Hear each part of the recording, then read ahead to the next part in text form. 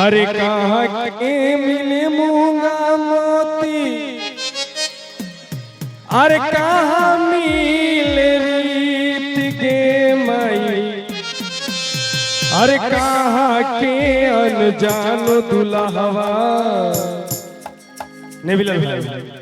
अरे कहाँ मिले अनजान दुल्हवा,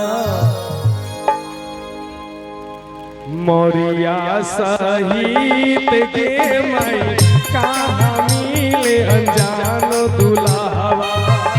मोरिया सहित के मई कहाँ मिले अनजान दुल्हवा, कहाँ मिले मूंगा मोती, कहाँ मिले रीत के मई, कहाँ मिले अनजान दुल्हवा, कहाँ मिले अनजान दुल्हवा, मोरिया सहित के मई कहाँ मिले अनजान दुल्हवा, मोरिया सहित के मई कहाँ मिले अनजान दुल्हवा। जी हाँ दोस्तों, आप सुन रहे हैं दुल्हा के मौरी गीत संतोष एंटरटेनमेंट के माध्यम से।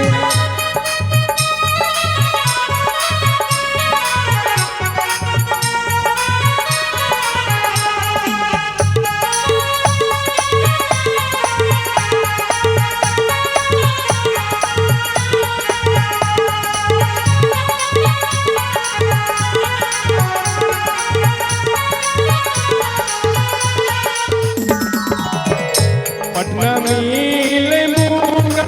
मोती, वैशाली जिला रीत के मई,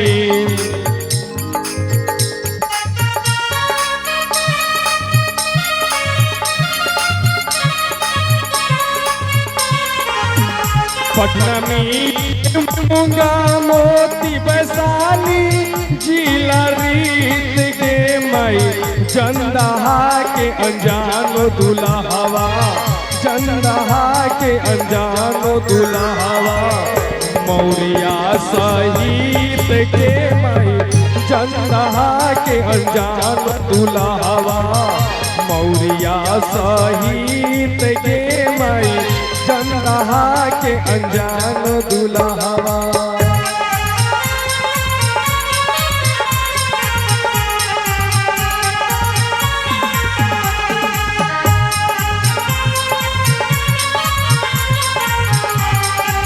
आप सुन रहे हैं संतोष और कृष्णा के माध्यम से।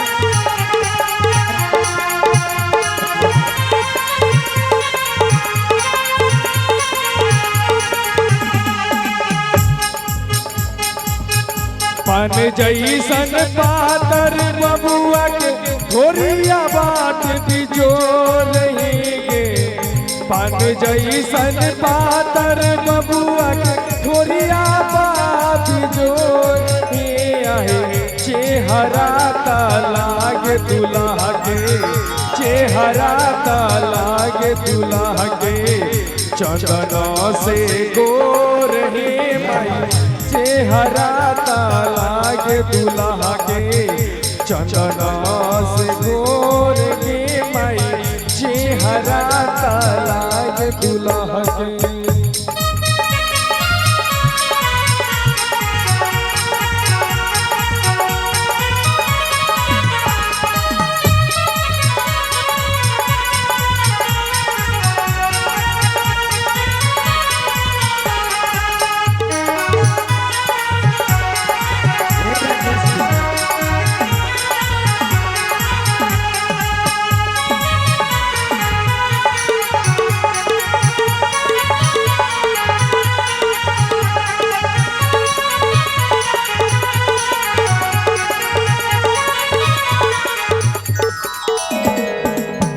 मौरिया पहिर दुल्हा घूमतिया गन गे मई,